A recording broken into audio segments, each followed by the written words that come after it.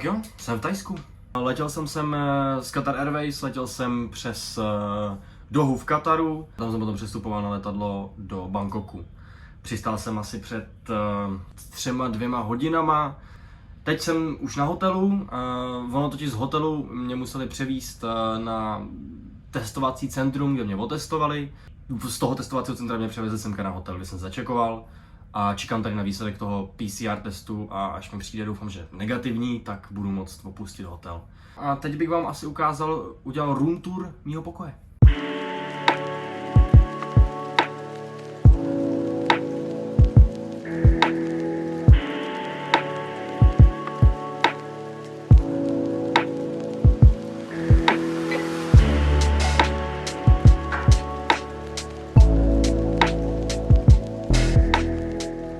Tady fakt malinký a já doufám, že tady nebudu muset být moc dlouho, hlavně taky kvůli tomu, že prostě už chci vypadnout ven a prozkoumat Bangkok. A v tom Bangkoku bych chtěl být tak třeba 5 dnů maximálně, takže já se vám ozvu asi u dalších updateů. Tak jo, zdravím vás druhý den.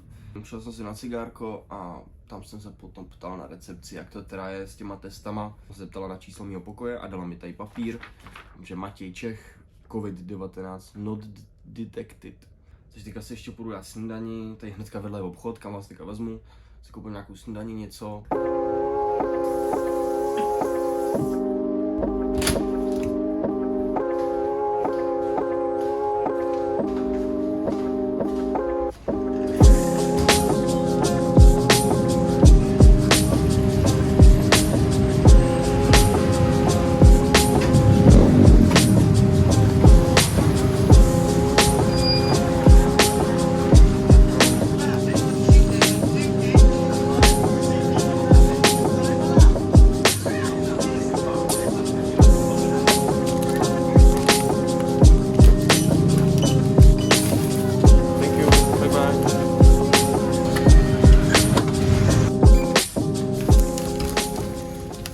Takže k snídani jsem si koupil tady nějaký muffin, tady nějaký takový chleba plněný nějakým krémem, nevím.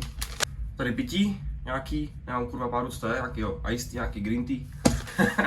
Red Bulla ve sklenici, to jsem viděl různý videa na internetu, že tady to je úplně původní Red Bull, který kdy byl prostě vyrobený, tak to byl úplně první Red Bull a už vlastně jenom v Thajsku ho tady prodávají. Tak to mě fakt zajímalo, jak to chutná. Takže jdeme na to. Takže dohromady to stálo tak 30-40 korun. Kurva, to je hnusný a není moc dobrý.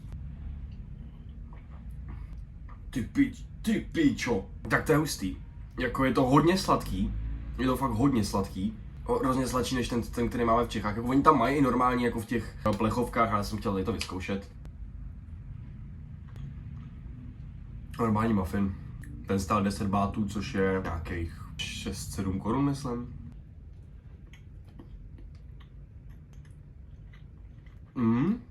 To je hodně dobrý. Fakt hodně měkký to těsto, mám měkoučký. Nevím, co to je. Ale jako je to dobrý. No, takže já se nasnídám, nějak se tady pobalím a vyrazím do města. Tady to je jako taková snídaně, ale nejvíc se těším fakt na nějaký jídlo, až si tady nějaký pořádný oběd. Někam, nějaký nudle třeba, prostě nějaký to klasický pořádný tajský jídlo. No, tak zatím. OK, tak už jsem se odčekoval z hotelu, doufám, že mě slyšíte, protože jsem v metru a nevím, jak moc dobře to tady slyšet. Každopádně teď jedu do druhého hotelu se začekovat a ještě teda se předtím asi půjdu projít, protože já tam mám být asi až ve 2, což je tak za 2 hodiny, no. Ale čím to na to metro, to je úplně mega hustý. Takhle tady prostě přijde metro a vám to potom ukážu, až to pojede.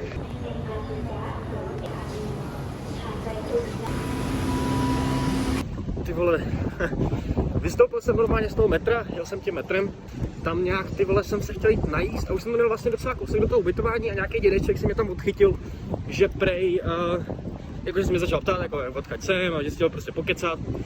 A pak jsem se ho ptal, jako jestli nejdu nějakým dobrým jídle, tak mě zavedl do nějakého lokálního prostě food marketu, Flower Market se to jmenovalo. A tam jsem si dal nějakou nudlovou polívku s masem, fakt výborný to bylo. Stalo to ta polívka s tím masem, fakt velká porce stála 40 bátů, což je tak nějak, já nevím, 30, 20 něco korun. K tomu vodu jde za 10 bátů, což je asi nevím, 6 korun. Takže dohromady nějakých asi 36 korun jsem měl obídek, fakt jako mega dobrý. A teďka se jdu už konečně ubytovat, je fakt vedro jak debil. Nějakých 33, 4, 5 stupňů. Už vlastně celý den chodím s těma báglama a fakt mě to sere. Tak už jsem kousek od toho ubytování a už to asi vidím. Jsem se psal s tím chlapíkem, který mi to pronajímá, už by tam měl být. OK, tak jsem to asi našel, nějaký týpek mi poradil, kde mám jít. Už ji vidím a už tam jsem. OK lidi, tak jo, dorazil jsem do svého druhého ubytování v Bangkoku a musím říct, že jsem z toho sakra hotovej. Je to úplně perfektní ubytování, možná už jako poznáte, kde bydlím, podle toho, co je za mnou. Teď vám to ukážu, udělám takovou room tour celého toho místa, kde já bydlím a svého pokoje. Dobře, tak jo, bydlím na lodi, kurva, jo, je to hustý.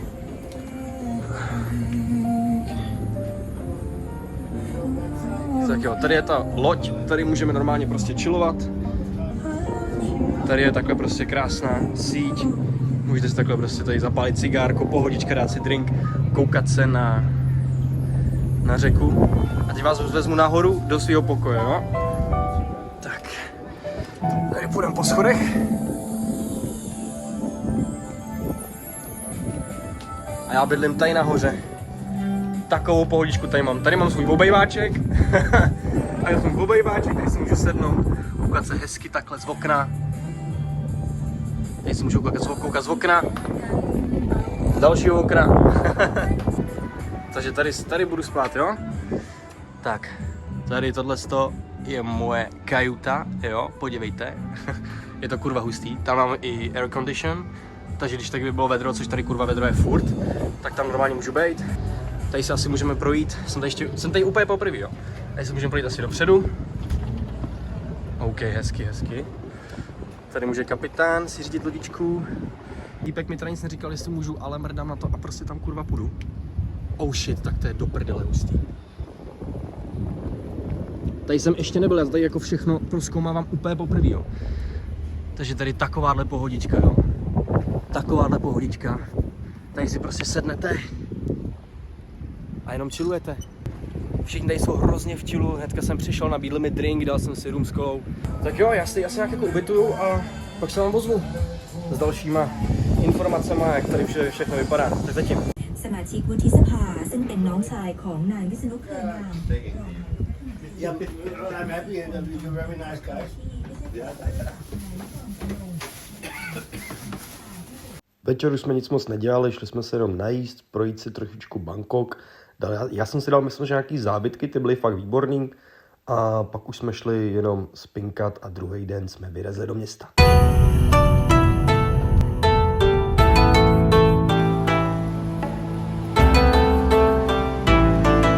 Teďka jsme v čínský čtvrti a je to tady fakt hustý, jako podívejte se.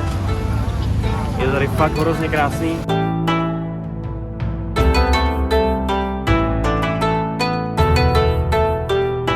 Takhle tady funguje, když přecházíte ulici, jo, prostě vole, tady všude auta. Vidíte, jo, prostě všude tady jezdí auta, nějaká zelená, nějaký takyhle píčoviny, tady prostě vůbec neexistuje, normálně jdete.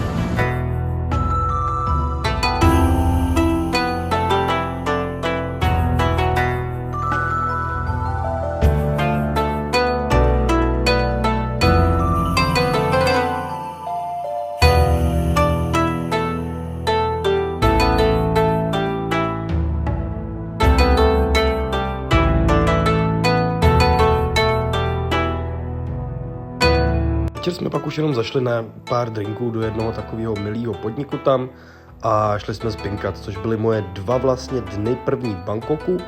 No a pak jsem vyrazil na ostrovy, takže na to se můžete těšit v dalších videích.